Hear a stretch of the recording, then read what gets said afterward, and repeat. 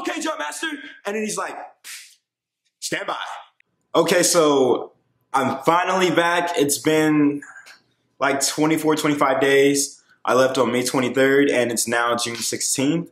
And I'm finally back in Texas. I'm not in Fort Benning, Georgia no more. And I'm sure many of y'all are looking at this title and you're wondering, did I get my wings? I know I'm wearing a shirt. I was in Bravo Company while I was at jump school. And did I get my wings? Let's find out. That didn't work. That wasn't enough.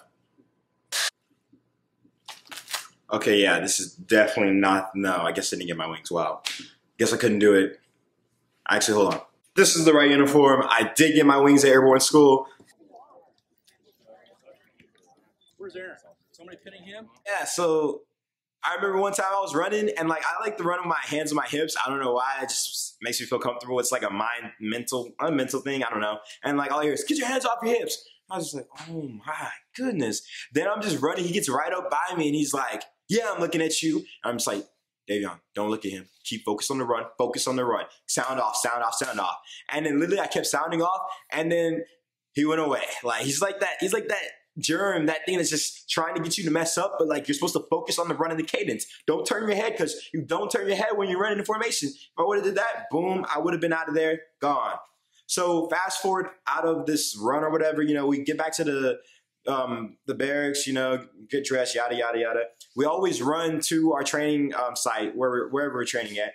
And we ran. And then when you start off running, you're supposed to call this cadence, little small cadence. And you guys call it yourself. So you call it 3 times. So it's airborne, airborne all the way, airborne, airborne every day. We like it here. We love it here. We finally found a home. We like it here. We love it here. We finally found a home, a home, a home, a home away from home. And after the second one, we'd be like, airborne, airborne all the way, etc.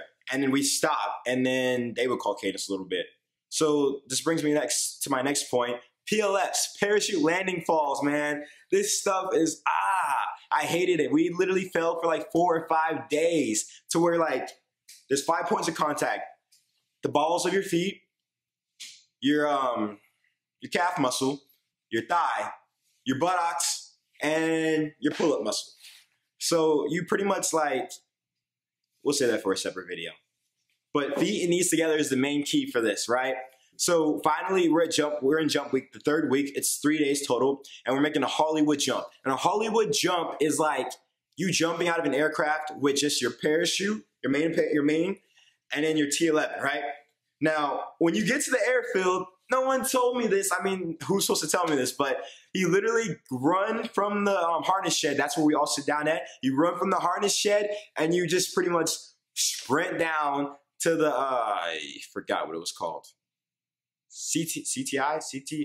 I forgot the exact name. But you run there and you know it's the riggers. The riggers are people who like rig the parachutes, put the parachutes together in reserves. And yeah, so we did that. Well, we didn't rig nothing, but we got there. You get your parachute and like they tell you to like put your hands between like where the horizontal back straps are and everything, and then have like the static line, the yellow static line facing this way towards you, and you put it right here and you hold it in your arm and then you just run. You're just running, man. And then you're like, dang, man, they weren't kidding. This 38 pounds is killing me. No matter how strong you think you are, because they say you have to carry it like that. It's actually easier. I don't think it's easier. Nah. So yeah, get back finally, and then you just get in the hard set and you just running back to your workbench and you put it down finally, and then you start, you know, separating the straps and getting it ready and stuff. And yeah, so then let's say, okay, fast forward again. I finally have it on me after my buddy rigs me and after I rigged him, and we start walking towards the aircraft, man. And like, I'm starting to feel it. Like, I'm like, wow, dude, you're about to jump out of an aircraft. What's wrong with you? And then I swear, like, we're walking up to the aircraft and it's a C-130 Juliet, and I'm on the tarmac and it's just hot. At Georgia, heat, man, and the humidity. I'm from Texas. I love our heat more. And this dude literally hits an about face, so pretty much turns all the way around. And well, before he did that, he looked at the aircraft and pretty much looked at it and was like, yeah, no, it's not going down. Turns around and goes back inside. He gave up after that. I really felt bad. So, but you know, I'm glad he did it before he got up in the aircraft, you know? So I'm walking and I start feeling the wind and the heat. I'm like, wow, man, I didn't think these propellers are just gonna feel like this. Like, I'm about to get blown over. And then I get on the aircraft and then the door starts to close in the back. And then this is how the little jingle goes when you're at Airborne School. They go 10 minutes, and then pretty much you go back and you're like, 10 minutes, 10 minutes, 10 minutes. And then the jump master's like, get ready. And you're like, get ready, airborne. And then they're like, outboard personnel, stand up. So if you're closest to the door, you're going to stand up. Now, if you're on the inside of the aircraft, that's inboard personnel, stand up. And then after that, then they're like, hook up. Well, hook up. And then you get your static line, hook up. And then you pull it down, make sure. And then they're like, check static lines. You check the static line, you pretty much trace it down, go over your to the back to the parachute, and then you check your battles in front of you, and then you hit their helmet like safe. And then they're like, sound off for equipment check, and you pretty much pass it back, make sure it's along the aircraft so it can echo back, and you're like, sound off for equipment check, and then you go helmet, chin strap, chest strap, left and right leg strap. And after that, then then the jump master goes to the back of the line and pretty much taps the person on the butt. And once they're safe, they're like, okay, and you pass it up. All of my battles at training literally love that because they'd stop your butt and be like, okay, like really over the top. And finally, the last person in the front, right by the door, gets a knife hand and looks at the jump master. He's like, oh, okay, jump master. And then he's like, stand by.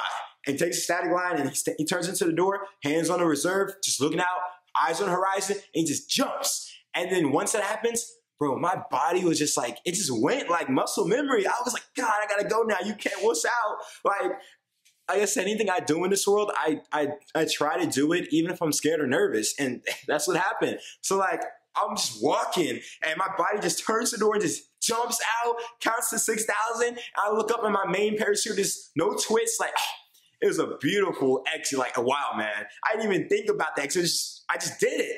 And then, I'm chilling in the breeze. I'm like, wow, this ain't so bad. This is nice. And then I had to prepare for the parachute landing fall. So feet and knees together. I'm telling you people this because people actually got hurt at Airborne School. Like they broke their ankle, they broke their foot, they broke something. So I land and the parachute landing fall was just terrible. Land, my feet hit the ground and then I just fall face forward and my helmet just hit the ground. I was like, wow, okay, cool. I guess that's it. Put my parachute back in my I forgot. My universal parachute recovery bag, UPRB. Yeah, whatever, cool. And I just Charlie Mike out of there, so I'm just running off the DZ and I get back finally. And I guess like we have to do 5 jumps, right, to graduate Airborne School. 5 successful jumps of you being able to also run off the DZ, the drop zone. And if you didn't, the sergeant major was there in his Toyota truck ripping it on the ground and he would stop and ask for your roster number and there's another spot report. So anyways, the 5th jump, I'm not gonna lie. All my jumps leading up to the 5th jump were terrible PLFs. Like I kept my feet and knees together and like sometimes I felt the initial shock. Like and my feet would have been apart. I know I would have broken something, but I always kept that together. If they say you did not get anything out of training when it came to PLFs, feet and knees together, you can't go wrong. And I did that, but I was tired of hitting the ground hard. So I don't know if y'all believe in God or a higher power or something, but I prayed every single flight. So I was always nervous whenever I was up in the plane. But the last time I was like, God, please let me get through this last jump. Please give me a soft landing. You know what he did? I jumped, got ready for my PLF, and this is with combat load too, combat equipment. So I had a rucksack in front of me. It was heavy, man. And like I had my weapon too, weapons carrying case. And I fell and I was like, wow, it's a soft landing. And I was like, oh, wait, nope, you was soft landing, but you landed in a creek bed. It was muddy, it was water. I was like, wow, man, I guess I should have specified where I wanted to drop it, but it came through just with a sense of humor. So yeah, after all this stuff happened, man, I got off the drop zone. I was so happy. I was like, wow, man, you're airborne. I went up to my pal. I was like, yo, we're airborne now. We're not a leg no more. I mean, we hadn't graduated yet, but like, man, we're airborne. We're paratroopers. We really like felt that sense of like happiness because of going through this training with each other and jumping out of an aircraft 5 times. God, man. But yeah, so after all this stuff happened, I don't know. Like, if you don't feel like doing something because you're scared in life, try to think about what can get you over that hump. Because I promise you, most of the time, it's really something that you just you just can't control. And like, when you do it, you're like, wow, you feel a sense of accomplishment. Because most of us, no one knows what it feels like to jump out of a plane. Like, you're told like what it feels like, but when you jump, you get knocked around with the wind and you're just like crazy for like 3 seconds and you're like, oh, what's going on? And then your parachute gets you and you're fine and you're just chilling and you figure out it's like one of the most blissful things. Like, I can't stress this enough.